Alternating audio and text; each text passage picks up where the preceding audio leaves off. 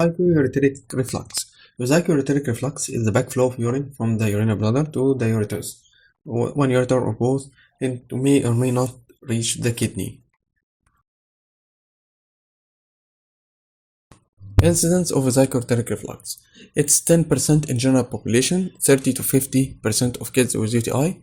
It is less common as age increases, 70% if less than 1 year of age, 25% at the age of 4, 15 to 20% of vesicoureteric reflux are without infections.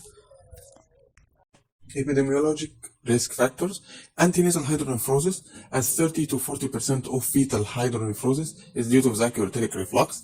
Age less than 1 year of age is a common risk factor. The race, as it is 10 more fold in Caucasian than in black race, and it resolves sooner in black race. Gender: male if younger, as vesicoureteric reflux is usually found bilaterally and high grade. Female if older, vesicoureteric reflux is with the workup for urinary tract infection and family history. In the point of gender, in males, in uncircumcised males, it's more common to be found with uncircumcised male due to the urinary tract infection from the smegma, and in less common to discover with circumcised males. Genetics play a role in the inheritance, as it is autosomal dominant. Vesicoureteric reflux is evident in siblings. If a patient has vesicoureteric reflux, there is a 30% less common incidence in the older siblings, according to the rule that that it resolves with time. The incidence in identical twins can be up to 80 to 10% to 100%. There is a relationship between vesicoureteric reflux and urinary tract infection. Even though 90% of vesicoureteric reflux have sterile urine and 60% of febrile UTIs have no vesicoureteric reflux, vesicoureteric reflux play a role in transporting the infected urine from the bladder to the kidneys, causing pyelonephritis. Thus, the main risk of vesicoureteric reflux is upper urinary tract infection.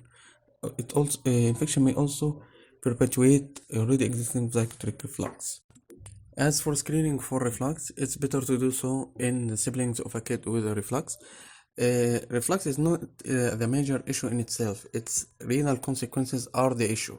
So it's better to screen for cortical abnormalities by ultrasound or renal scan before the invasive maneuvers as VCUG.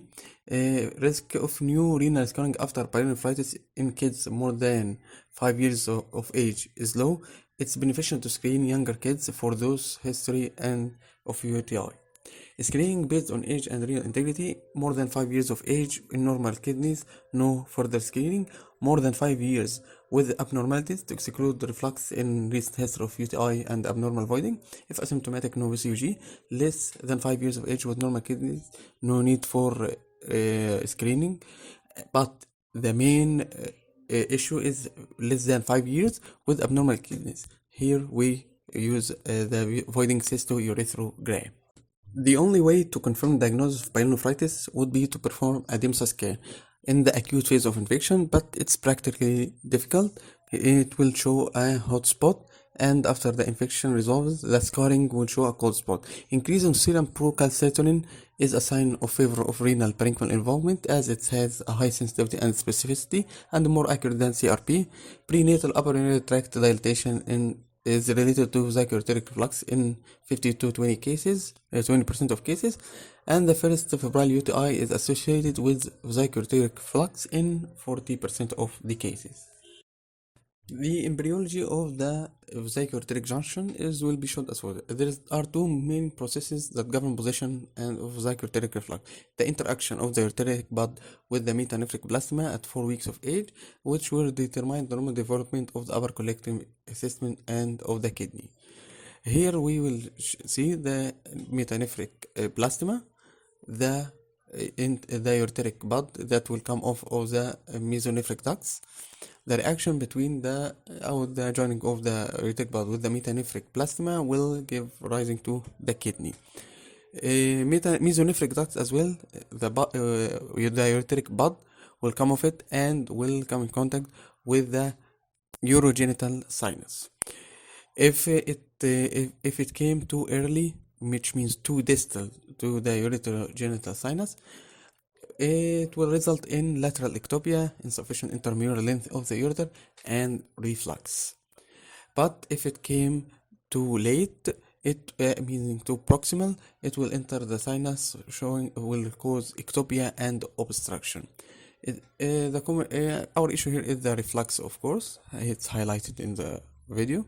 A common excreted duct fused with the urogenital sinus forming the trigone, and the embryology of both ureters and trigone develop from the mesonephric duct. Functional anatomy of the anti-reflux mechanism. Main factors that determine the presence of vesicoureteric reflux, functional integrity of the ureter, and anatomical integrity of the vesicoureteric junction, meaning the defect in the longitudinal portion of the intravesical ureter. Also, functional compliance of the bladder. Decrease in bladder compliance, distress or decompensation, incomplete emptying will damage the complex anatomical relationship with the vesicoureteric junction. Adequate intramural length according to Paquin's ratio 5:1, the tunnel length to the ureter diameter, and the fixation of the ureter between the extravesical and intravesical points allow the anti-reflux valve. So the outer circular smooth layer continue with the detrusor from the valvular sheath. The inner longitudinal muscle layer merges with the detrusor intravesically, contributing to the superficial trigone and forming the Mercer's part, the intertrigonal ridge. There is an outermost layer in the lower or in the distal ureter. A contraction of the trigonal musculature anchored the ureter to prevent lateral displacement and reflux. The flap valve mechanism depends on the adequate length of the intramural ureter, the sturdy backing by the detrusor muscle, and well-integrated ureter trigonal complex. In the cases of paraureter diverticulum, there is the lacking of the adequate support and leading to shortening of the intramural ureter and reflux. Associated anomalies with the reflux, POG, 1 to 5% instance of POG with kids of reflux, and 10 to 20% instance of reflux with POG, low grade in the second, high grade in the first. POG is always treated before reflux, in contrary to urology rule, which dictates the fixation of distal anomaly first. Ureteral duplication is also a common abnormality with reflux, which is more common in the lower part. Reflux into both pools is less common. Reflux in duplex system takes longer to resolve and not associated with high risk of scarring or except for high grades or fever, which will cause more scarring and upper urinary tract infections. In cases of paraureter diverticulum, it's more common with Ehlers-Danlos disease, distorted the right ureterovesical junction, causing reflux, obstructed the ureter or the bladder outlet, has no effect on resolution of the reflux. The recommendation is to treat the reflux irrespective to the diverticulum. Renal anomalies as multicystic disease of kidney, renal agenesis, horseshoe kidney, have an association with reflux. It has a relation to the ureteric bud in the embryology, as the ureteric bud in cases of agenesis will not emerge, causing the agenesis of the kidney and not forming the trigone of this side, causing a hemitrigone, and disturbance of the trigone causing a contralateral reflux on the other side. Cystitis mega-ureter association, massive ureteral dilatation with thin wall bladder.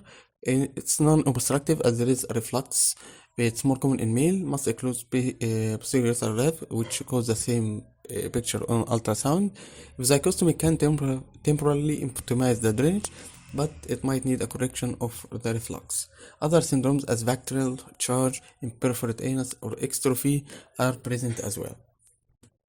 Etiology of the reflux. There are primary and secondary. Primary, including the disturbance of the anti-reflux mechanism, lack of the ratio 5:1 ratio of Paquin due to short intramural ureter or excessive ureteral diameter. Secondary is normal vesicoureteric junction, but there is bladder dysfunction. There are secondary causes, mechanical obstruction as valves, posterior ureteral valve. In 50 to 7% there is a reflux and resolves in third of the patients after relief of the obstruction. Prolapsing ureterocele in girls, which there is a contralateral ureter resolving with the management of the ureterocele. Second, functional obstruction, and the first is a neurogenic bladder. High bladder pressure can be seen during voiding due to inadequate sphincter relaxation In young infants, reflux resolves with the normalization of the urodynamic parameter as infant grows, dysfunctional voiding in older kids, which creates a high bladder pressure, and it's learned during toilet training, uninhibited bladder contraction, which causes secondary reflux, but can also perpetuate an already existing reflux. There is aortic abnormalities as well.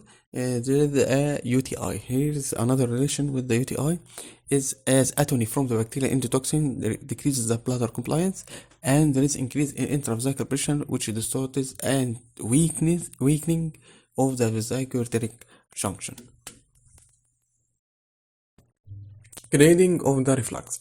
According to the International Reflux Study Committee, RSC, the grading of the vesicoureteric reflux is as follows. First, we have grade 1 reflux, which is the reflux into an undilated ureter. Second, we have grade 2 reflux, which is a reflux into the pelvis, the calyces, but without dilatation.